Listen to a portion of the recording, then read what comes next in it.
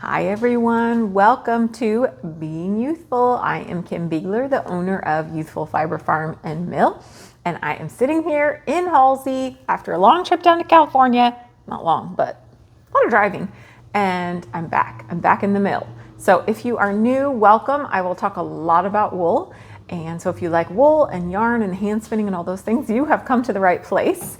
If you are listening, I'm going to do my best to make sure that things are described well, but you can also, I'll have a link in the show notes for you that you can pop in and jump over to YouTube if you want to see something. So in this episode, I just got back from Lambtown, which is a wool festival down in Dixon, California.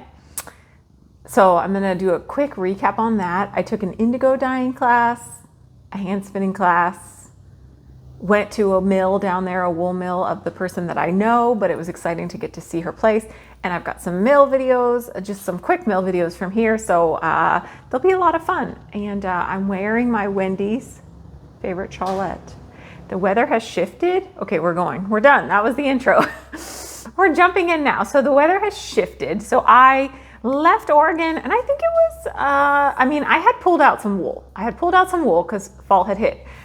California and Dixon especially, it was around 93 to 95 during the day. And then I came back to Oregon and the next day it was raining and cold again. So all over the place, but it is super rainy. So this is like one of the first woolly things that comes out of the closet. I'm going to angle down a little bit. Comes out of the closet when fall hits because I wear it a lot. So, I'll put a link to it in the show notes in Ravelry. My friend Wendy designed it and it is one of my favorite go-tos. And yes, I'm adjusting the camera while we're going. It's just happening. Okay, let's talk about Lambtown real quick. And I have some viewer questions to answer and I will do that as well. So Lambtown, Dixon, California. It's about 40 minutes outside of Sacramento. It's a very ag heavy area. So I was right at home. I actually one evening went and drove around and looked at the fields and sent pictures to my husband, like, what's this? And my father-in-law, I'm mentioning, saying, what the heck are they doing here? Anyway, it was fascinating. And apparently that's what I do now. So I took the first day, I drove down by myself, which before I forget what I'm listening to, which I am not a book on tape kind of person, but for an 8-hour drive, it was time. So I was listening to Lessons in Chemistry. Can't remember the author, but I'm sure lots of you know. I will put it in the show notes. It's very good. I will admit it took me a little warm-up time with it, but now I'm all in and now I'm almost to the end. And anyway, very good. Lessons in Chemistry. Great for when you're driving long distances. So I drove down Wednesday. I stayed in Dixon, which was really nice. They're actually, for being a smaller town, it's bigger than our small towns where I live. So that was nice. There was plenty of decent food and it was great. Hot. I Thursday took an indigo dyeing class with Brooke Sinnes of Sincere Sheep.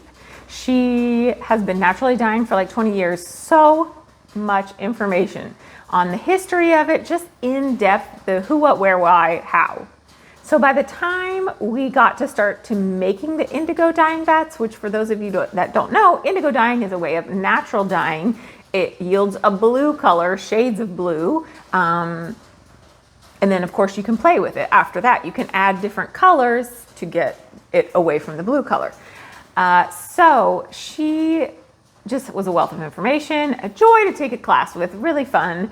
And by the time we were dyeing, we started making the indigo vat right before lunch. Then by the time we were dyeing after lunch, it was like, okay, this is not as intimidating as it has seemed. It takes some steps, but it's doable, right? It's doable. She did such a great job. And we're going to start carrying some Sincere Sheep yarn here in the mill. So I'm very excited for that. Okay, so I just wanted to show you the yarns that we dyed up. So Wish is, we're going to try to move her because I know she's very playful these days. And she's going to try to play with the yarn. Okay, so we broke up into groups of dyeing. And we did light, medium, and darker. Make sure my microphone doesn't get too messed up. So here's our light. Sorry guys, the heater's on.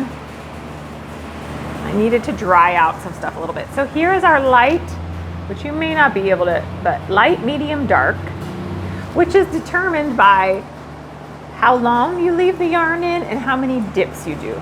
The fun thing about indigo is when you pull it out, the yarn is kind of initially a seafoamy green color, and then it changes to blue once the oxygen hits it. So, and this was all her yarn that we got to dye on. So that was fun. It's 100% Cormo, US grown and milled. Exciting, my kind of jam. Then another group did an ombre, meaning there are different shades. So they left that one more natural, and then it gets darker as you go along. So fun. We all had so much fun in the class. She was a great teacher. We also did bags, like little drawstring bags that she had for us. I didn't bring mine, but I will put a picture here so that you can see everybody's bags as we laid them out. And then the last skein of yarn was Saxon Indigo, which is in this color. It's not even showing up quite how it should, but let me see if I play with this light, if it'll come. Maybe. That's a little bit closer. Anyway, this is from Liquid Indigo. So it's already been manipulated a little bit so that it acts like an acid dye when you dye it. So this was one that is really simplistic to do, especially if you've done any amount of acid dyeing. Okay, let me rearrange this. I'm nervous it's gonna get just, okay. If you've done any amount of acid dyeing, this is simple. Okay, so that class was fantastic. I think I have a video or two, just quick shots of us kind of dyeing up the yarn towards the end of the day. So I'll include those later in the videos. Thursday I took, or Friday I took a hand spinning class with Jillian Moreno. So she is the author of Yarnitecture. I'll put a link in the show notes. And I like to think of her as kind of like the queen of spinning dyed wool top and color. She's fantastic with color, and she mostly spins wool top. So what is wool top, you say? I will show you, because of course I bought some afterwards. But wool top is basically that it refers to the way that it's been processed. So in a wool top, the fibers have been processed a couple times off of the carder so that the fibers are aligned in a parallel position. You often will buy wool top such like in a braid like this.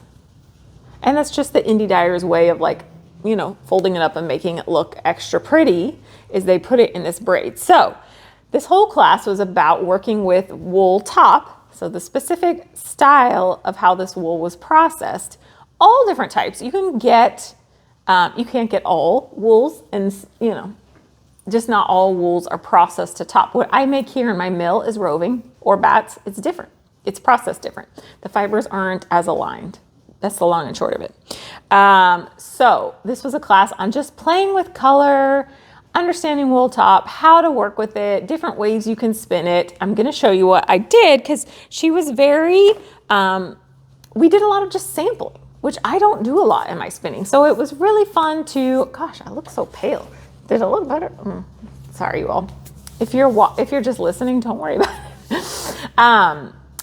She did a lot about talking about sampling, like just have fun when you get a new fiber and play with it, especially when you're playing with something with multiple colors, which most wool top has been dyed into multiple colors. It's what draws us to it.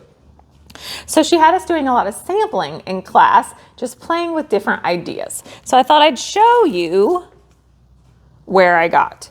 So one thing, super simple, but I never do it. And I bought some fiber, I'll show you in a minute, to do this. So this is just, see, now there's not enough light. I'm just gonna have to be extra pale to you all, which is really not anything new. Okay, so this is just wool top that I spun as a single. And this was it actually was, I'll show you. This is one of my acquisitions here. And this is I actually mainly bought wool top, which is kind of weird for me, but this is one of the things that I bought, was this wool top, and you see it just it's a very light pale pink, and it's got just splashes, like basically the sprinkle effect on fiber, which you kind of have to be careful with, because it's not going to be the same as on a finished yarn when they sprinkle it. So this was a similar idea. It was like a really pale color and it had pops of purple, kind of just like this braid that I'm showing has pops of green. So I spun it as a single, a little bit heavier, and it's so pretty. So I actually bought this. I bought 2 even. So I have 8 ounces of this. This is Lisa Souza. I'm not sure where she, oh, she's out of Placerville, California, that is. And this is Tussa Silk and Superfine Merino. One thing that I still will not spin is superwash. I avoid superwash like the just not a superwash person. Again, most of you know me by now. If it's a yarn and I'm knitting for a baby, that's one thing, or something like that, something that will need to be washed, but otherwise, no way. There you go. So that was one sample, and that's what I plan to do with that fiber. Another sample was, so this is, okay, here's this one. This was super simple. This was just taking 2 braids, 2 different braids, 2 different colorways, and applying them together. So one single was one, and she kind of talked to us about how to find braids that will match. I'm not going to tell you everything because that's her class. And if you're lucky, hopefully you could get a class with her. She was really fun. But I will share some extra stuff over in my Patreon and probably in my Fiber Club when we have Zooms, just as I talk a little bit more about some fun new ideas that I got. So this is just 2 different braids that I applied together then. So that was fun. And actually, that's what I intend to do. Here's another acquisition. I just showed it. And this is from Pam's Garden. She doesn't have any contact information, but Pam's Garden. And I loved how moody this was. And I probably will find a solid in one of these colors to apply this with. That's my idea at this moment. I didn't find it, but I will. Okay. Other sample I have here is, this is my first, I'm very proud of this, you all. This is my first fractal spin. So by fractal, what that means is your braid is undone. You take a chunk off of it, not a chunk, I should say, a whole strip of it, the whole length of the braid, you take it off. Then you would take another strip, so you would spin that on one bobbin. Then you would take another strip, and your second bobbin, that second strip, you would break up into pieces in shorter bits. And you can break it up as much as you want. But the idea is that your color repeats are not as long, basically, in your fractal spin. So you have one that went through the whole series in just as the color is dyed out, and then you do a second one that you ply with, and there the colors are chunked out smaller. So you're repeating the colors faster. So however, you have to break up that braid to get those colors that way. So this is what it does. And the effect is basically, you don't have the same striping. It changes how it will work up, basically, right? You're not gonna have these long stretches of a similar color. You're gonna have shorter stretches. A little bit hard to explain, but there it is. And I'm very happy with that. And then one last one that I finished at home is this little cutie. And this is a fiber I never in a million years would have spun. I mean, maybe I won't ever again, but I'm excited that I finished it. So this was a top that there were a bunch of there was like a purple and a pink and a teal, like all those colors, but they were all parallel running down the fiber, a little bit mishmashed up, but definite chunks of the different colors throughout the whole bunch of braid. So parallel running, long ways down that whole braid, all of those colors were in little strips next to each other. So this one we spun from the fold, which I have not spun from the fold before because I haven't really needed to, but her idea with this was if you spun this just as it was, the colors are kind of gonna all muddy up a bit, right? But if you spin from the fold, you have a little bit more control of getting like a chunk of that purple and then a chunk of that pink and then a chunk. So you can kind of manipulate the color so they stay together in chunks much more than if you would have just gotten an endless barber pole a little bit muddied if you spun it just straight. So There you go. Super fun. Those were all my samples. I had some other small samples too, and that was fun. And then the last two acquisitions, okay, I did buy fleeces, but I can't tell you what they are because most of them are going to go into Fiber Club. But I will tell you, Fiber Clubbers, it's a fine wool, and there is still room in Fiber Club. So jump on over if you're interested in Fiber Club. It's a monthly subscription club. It's very fun. And I spend a lot of energy on that club every month. So if it seems like I don't have a ton of new fibers coming out, part of it is because I stop every month and really focus on the club for my Fiber Club subscribers. So you can find it in the online shop. I'll have a link down in the show notes to it. The last two, these are just little minis. I think they're like an ounce each. I don't even know if they're an ounce, half an ounce each, just to play with some of the techniques that she talked about. This is Greenwood Fiber Works. Greenwood Fiber Works. I feel like they're out of Colorado, but I could be wrong. They go to a lot of festivals. Really, really spectacular wool top to spin. I talked to her about how she got it so spectacular, and it blew my mind and gave me all sorts of new ideas. So anyway, this is BFL. And actually this one also was BFL. So there you go. I did also buy a little, I think it was about an ounce of cashmere. It was a natural gray cashmere from a local farmer down there. So I'm not sure what I'm going to do with that, but some blending for sure. So, and then on Saturday I went to Valley Oak Wool Mill, and I have so many videos from there, but I may just pop a few in over the next couple episodes because I, of course, was especially fascinated by her equipment and how it works. So I probably took way too many videos. I won't share all of them with you, but I will share some of them. Mercale is the owner. She did a great tour. It was super fun. I'm so glad I went. I was gonna just pop in and pop out, but I couldn't leave. I was just too fascinated by her equipment. So anyway, I'll share some of that coming up. Okay, that's all about my Lambtown trip. Then I went to Sacramento that evening and hung out with two of my best friends and their families that live in Sacramento. And then I shot straight home. One of my friends is a nurse, so I dropped her for her morning shift at the hospital, and then I booked it home on Sunday. So, it was a whirlwind. Okay, some viewer questions real quick. Drop spindle. Somebody asked me, I think actually we have drop spindle kits here where you get a great beginner drop spindle, a little bit of fiber that is pencil roving, so it doesn't need drafting. You can just practice adding twist.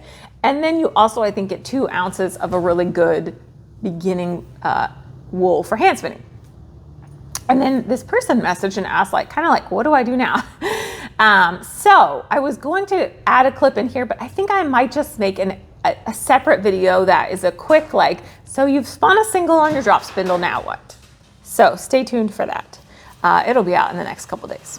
Okay, Pat House on YouTube asked about, she has spun up a really lovely, hand spun up a lovely Cormo yarn, but she cannot dye in the house, or she can't do a lot of dyeing because her husband is susceptible to the chemicals and all the offshoot there. So she was asking, first off, are there any indie dyers who would be willing to dye for her or myself? I personally am not going to because I barely have enough time to get stuff done, and it would stress me out to do it, Pat. Honestly, I would be nervous that I didn't make it the color you wanted. At Stonewall's Farm commented that she is a dyer. So Pat, if you're watching, you may be able to convince her to dye for you, or if anybody out there is willing and up for it, maybe comment or send me a message and I can forward it on.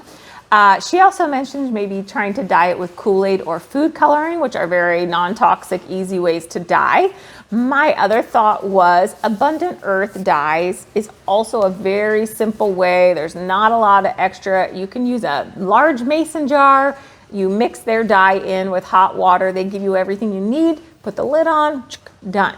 So you're not boiling stuff with chemicals in it or anything. So it's Abundant Earth. I will put a link in the show notes. There's some options, Pat. Okay, at Stonewall's Farm asked about the Kemp and Jacob. they said, what can be done about it? Basically, they were trying to make a softer yarn and there was Kemp in it. And Kemp are the little kind of coarse hairs that can be in some, especially primitive breeds. What can be done about it? Not a whole lot.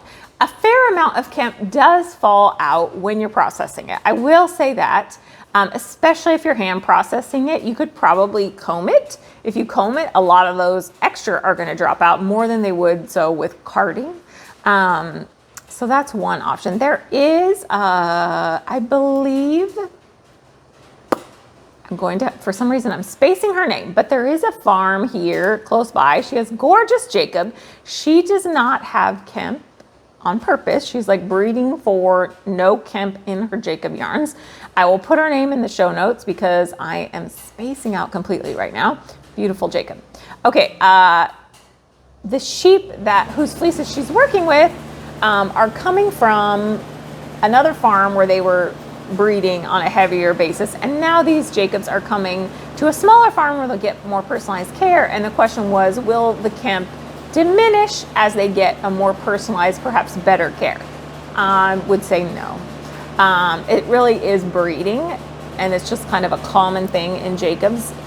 In some Jacobs, some people have less. So it probably won't diminish. It's more just a breed character, or a genetic characteristic, I should say. And once they have it, in fact, as they age, they may get even more. But I'm sure it's still a lovely fiber. Okay, at Janier7829 asked about Pygoras. They had seen Cuttlebug and seen me mention Cuttlebug, and that Cuttlebug is a Pygora. I have talked about Pygora in past episodes, I think fairly recently too. Maybe I'll put a link in the show notes to some of those. Pygora is it's a fiber goat, and it was bred here actually in Oregon is where they started, specifically for creating a luxury fiber. So it's a pygmy goat and an Angora goat crossed to make a Pygora goat. They do create a luxury fiber that needs dehairing. So most of the time there are ABC different levels of Pygora fiber. They're kind of classified that way. Some of it you can get away with dehairing or not dehairing, some of it you can't. So, but yeah, it's a specific type of a goat that has been bred to produce a specific type of fiber. And I think they're very common here in Oregon and the Pacific Northwest, less common as you head east because of just where they were started, and also the fact that they are a little more high maintenance because they need to be dehaired post-shearing. So, okay, so what's happening at the mill? I actually got my South Country Cheviot fleece through the carder, and you all, I want you to know, I think it was the last episode, I thought I was gonna get it carded, and maybe it was 2 episodes ago. I don't even know. It must have been the last episode. I have no idea. I thought I was gonna get it carded, and you know what happened? I didn't. It was literally on the carder, and then the people that Belfast, who my mill equipment is from, they came through and did some maintenance, and so I didn't get it done that day, and then I had to really focus to get ready to leave last week, so it sat on the carder partially for over a week. I finally got it done, so I'm gonna pop in and show you that. It carded up beautifully. Those of you in the top level of my, the top patrons on my Patreon are going to get a bit of it in the mail. So keep an eye out if you're over there. That's just an extra special thank you. And if you're not in my Patreon community, head over there. I'm going to be sharing all sorts of extra fun stuff from my trip down south, and we have a Zoom and all sorts of things, and it helps to fund all the time I spent on here, which I love doing, but it does take away a bit from some of the stuff I probably should be doing in the back. Anyway, check it out. There's a link in the show notes. I have been working heavily on Fiber Club, and it is heading out in the mail starting today. I actually have 5 new subscribers, which is amazing. There's 5 new subscribers just in the last month. And thank you to all of you. You're getting a little special thank you in your box. I so appreciate you. There still is space, as I mentioned earlier. So, but that's what I've been working on. I'm not going to give you a sneak peek yet because It's literally just hitting the mail now. And I don't have, I mean, there's going to be a very minimal amount left, and it's pretty epic. I'm not going to lie. I'm very excited about it. I put a lot of work into this month, and it's stunning. So they all get first dibs on it. Those of you on my email list, you get second first dibs. So head over to my newsletter or to my website to sign up for the newsletter, because that tends to be where you get first access to product. And I don't, especially right now, I'm like, oh my gosh, I don't have as much product as I would like to have in the online shop for you all. So I'm gonna be working on that after I get Fiber Club out.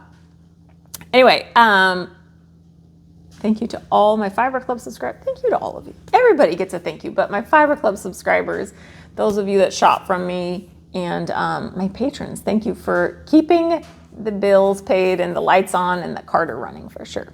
Okay, believe it or not, I think I am going to go to videos and let you all see. So we're gonna pop into some indigo dyeing. We're gonna pop into the wool mill down in, she's actually in Woodland, I think technically in Woodland, California. I've got a quick mill video from here of that South Country Cheviot, and then I will come back and say my farewells. Okay, enjoy.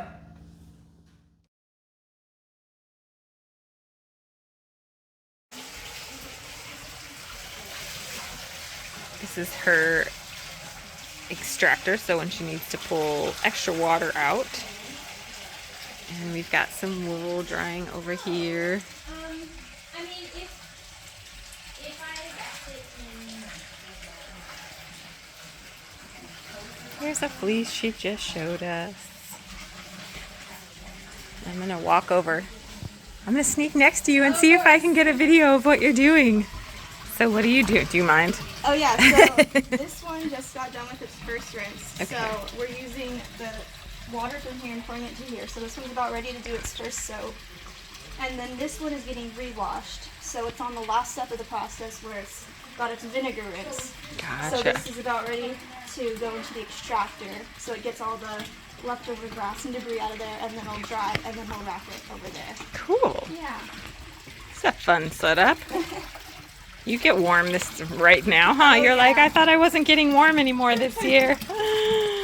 Awesome. Thanks for letting me know. Oh, yeah, of course.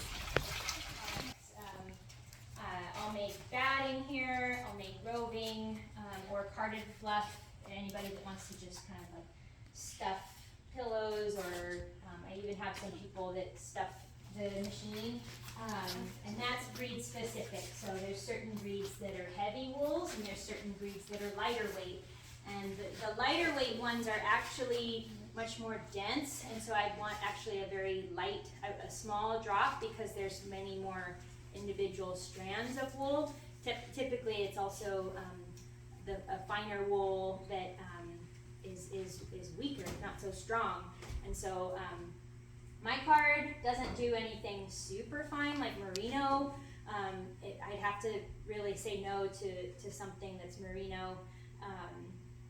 But yeah, there's certain, actually certain Corriedales, like the one that I saw when I spread it out on the ground, that was a coarser Corriedale, so I can still do that. But there's definitely sheep that are Corriedale that are too fine for my mill. So it kind of, you have to kind of know what you have, and if the customer doesn't know, I should be able to feel it or look at it and be like, I don't think that's going to work here, or oh yeah, this should work for me. So I think she's gotten pretty good at. this one's from the 50s. Okay.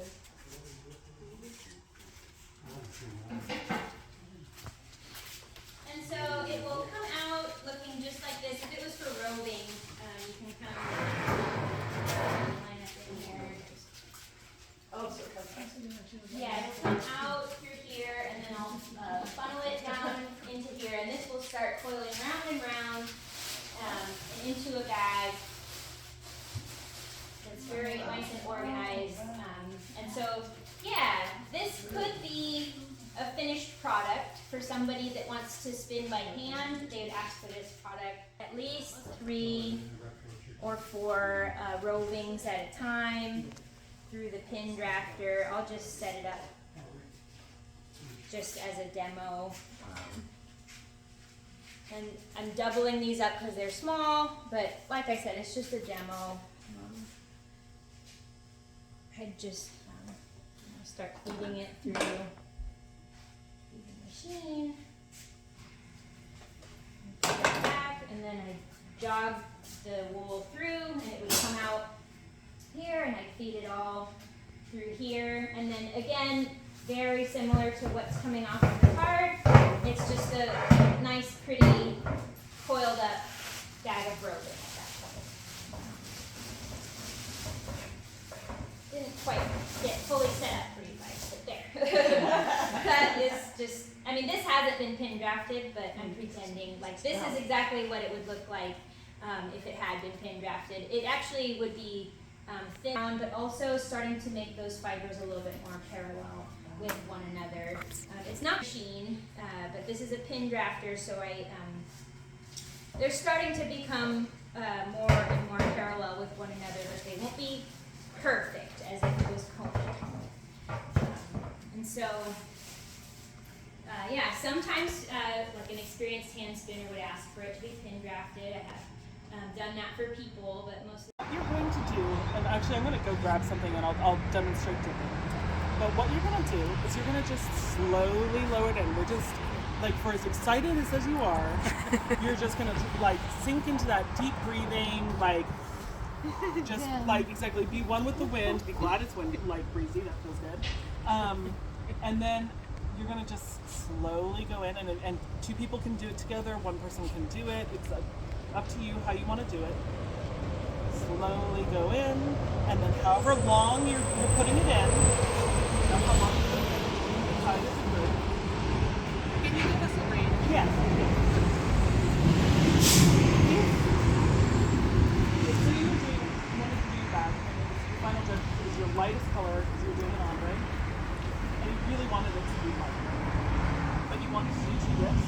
You could literally go in and go out. Just with, again, you don't want to like push it in because that pushes air in there, and you don't want to yank it out and have it dribble off.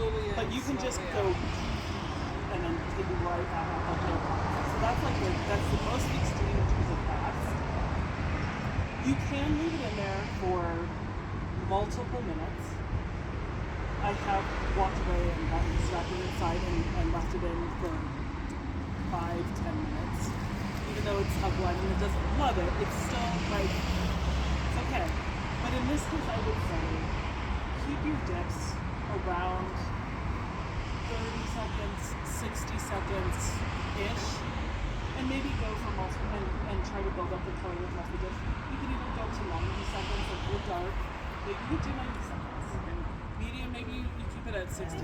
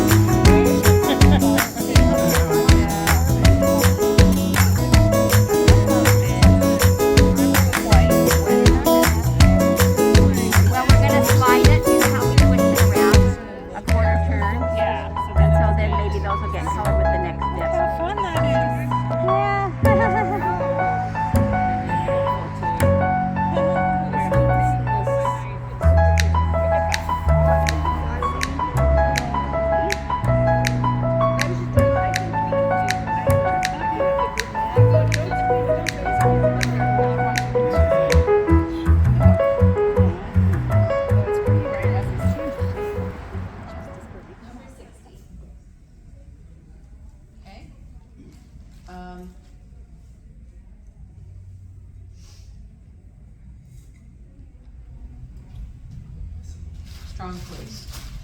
I like this fleece. I really like this fleece. Let's pull it a couple more places, make sure. And that's the thing I know about the coarse wools is they will have a tendency to possibly be a little bit britchy. So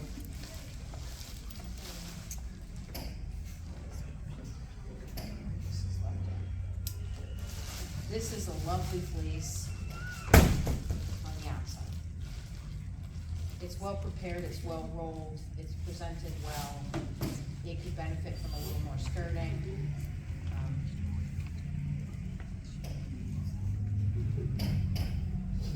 So cleanliness, 12. Strength, 14. Suitability, 14. It's a lovely fleece. Luster, 9. Handle, 9. Density, 9. It's a lovely dense fleece. The crimp is gorgeous. I give it a 10 for crimp. Presentation, I'm gonna say 13 because I would like to see it just this skirted out.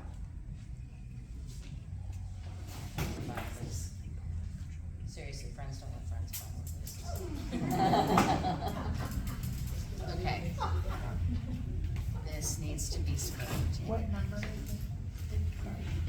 61. I would have skirted this out. But the rest of it, beautiful.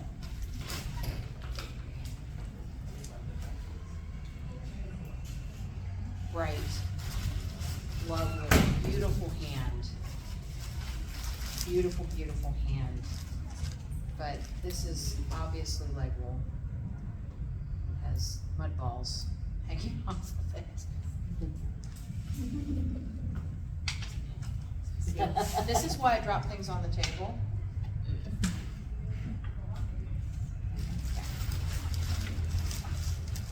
And that's one of those things that if you just bounce it on a 6-foot table, you can hear that and pull it out. This is a beautiful, beautiful fleece.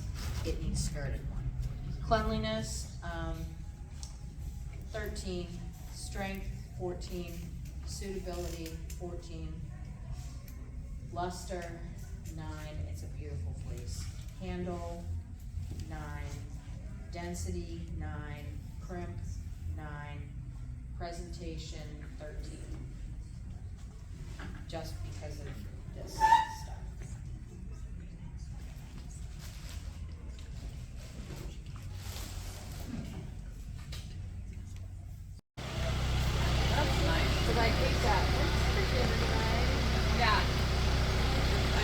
John gets mad at me because also just he doesn't want it. And I'm like, then what do you want?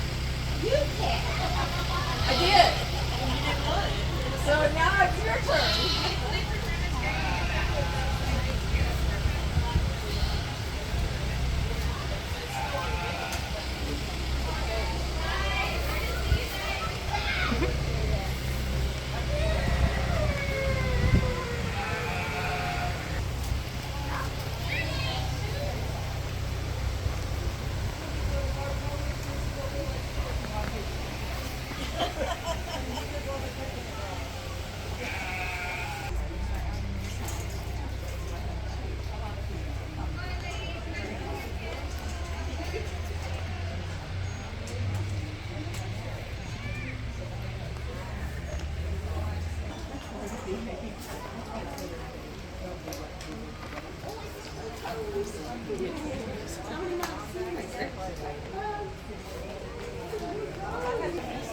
She's got 3 kittens and he doesn't know. Right. If you had an animal that he didn't have, this is it. Oh, they're probably huge.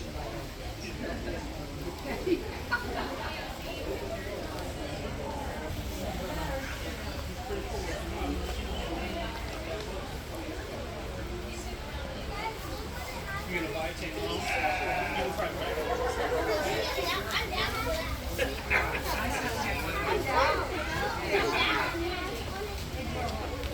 It's a 10, yep. Yeah. It's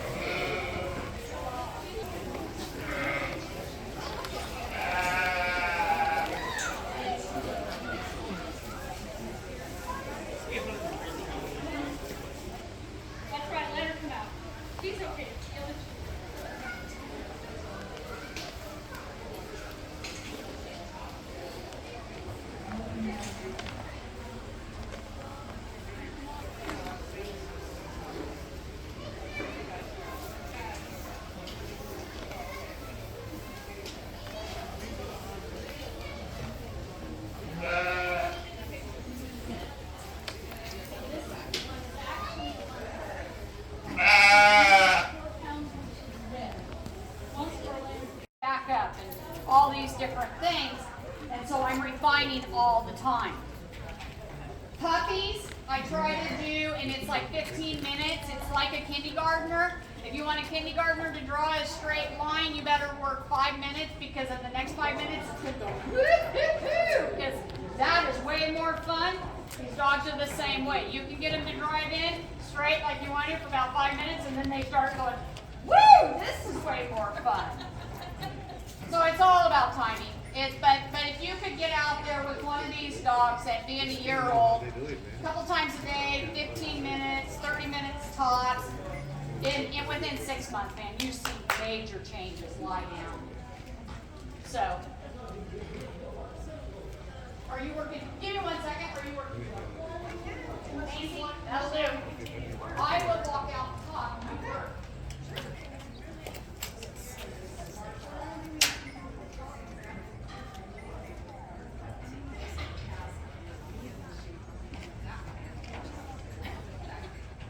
Right, left, come by, away, her directionals are great. It's not just about consistency of what we're doing. That's what they do at first. They learn by consistency. But then eventually, so I can tell her, if I'm working cows, I've got cows in with my sheep, and I can actually say to her, she knows a cow versus a voice command. Voice command, whoever. Sorry, that's my year-old back there.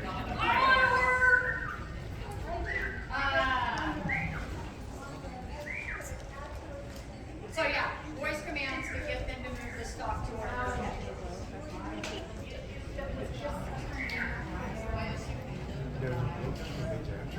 Not always. Not always. This one though, she's a cat. She lives in the house with me. She's never away from me.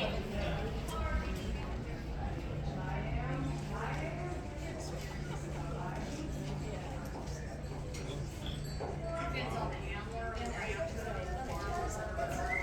These dogs are all treated very well because they are helping hands. And so they're different and a lot of your pets.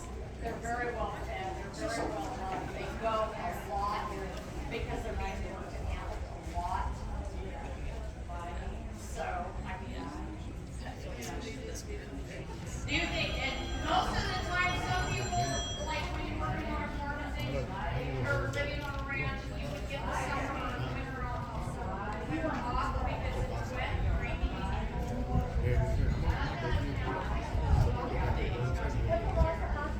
You're there. Yeah. Dog is very, very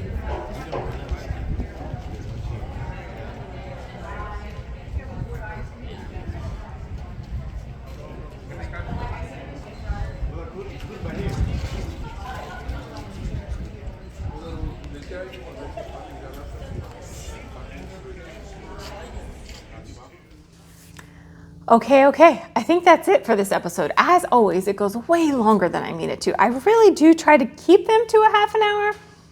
For some reason, it just doesn't pan out. But I am going to hit the road because I've got to get these fiber clubs in the mail. Otherwise, especially my 5 new subscribers are going to be like, does she actually send this fiber club out, or are we supposed to come pick it up? What's happening? So it's in the mail, everybody. It's in the mail. And Oregon Flock and Fiber is this weekend here in Albany, Oregon, not too far from here. If you're in the area, pop over to Albany. There's sheep, there's fiber. I will be taking a spinning cotton class.